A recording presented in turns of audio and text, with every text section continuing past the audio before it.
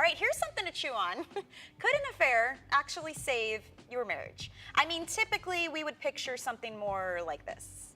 Come on, tell me it isn't true. Tell me you aren't a liar and a cheat, that you weren't unfaithful. Tell me Michael Tanner wasn't your lover. Go ahead, deny it. I can't.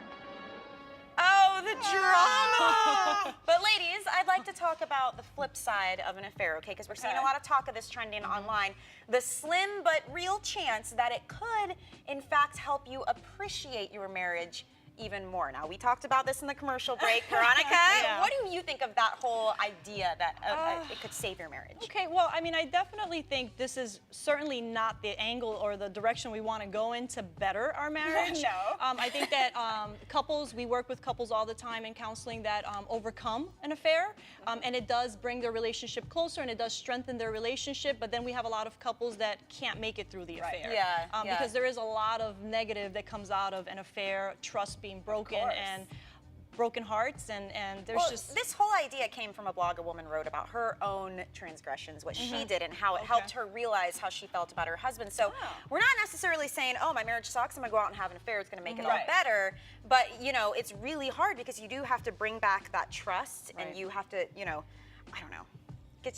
Get back to normal, right? You gotta forgive, like we just said. So here were some of the possible benefits if forgiveness and trust are reinstated. One is the realization that the fantasy is more fun than the actual reality. So you thought it would be great, you thought this one guy was so amazing, and then it turns out, no, not so much. Grass is not green. Exactly, you took the words right out of my mouth. Right? And then another possible benefit is that it will actually put a magnifying glass on the problems in your relationship. So if you're cheating, what does that other person fulfill? Well, and I think this is a big one. If you're having an affair, that is a signal that there's something wrong at home, obviously. And most people don't sometimes think of that, though. They don't think, like, why am I looking outside of my marriage? And it doesn't mean it's the other person's fault, the one that got cheated on, but it's just showing there's some lacking. There is, and we recommend that you start to look at your relationship, you know, a lot closer before you go ahead and make this decision to do something outside of your relationship and start something new elsewhere. Another possible benefit, if you can call it that, is that it's like starting from scratch. All is new again with your actual relationship because it's time to rebuild.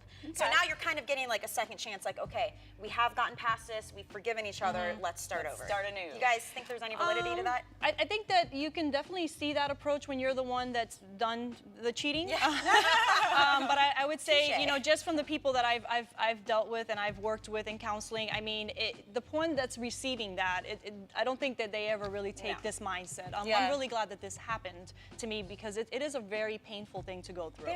There's too much baggage. You can't just start from scratch. Well, there's also the idea that both sides will end up appreciating what they've got. Maybe you have to step away to see that. So let's say the reason the person cheats is because the spouse pays them no attention, works all the time, yada, yada, yada. So maybe that will help that spouse be like, okay, this person strayed because of XYZ. It's not my fault, but I'm trying to acknowledge my part in all of this. Sure, you can find good in any situation, honestly, and a couple can overcome anything if they choose to. I mean, as individuals, we can overcome anything if we choose to. But again, I would say maybe look at the issues and deal with them first before you go out and take that decision, and that could potentially be, you know, the detriment of your, absolutely, the detriment of your marriage.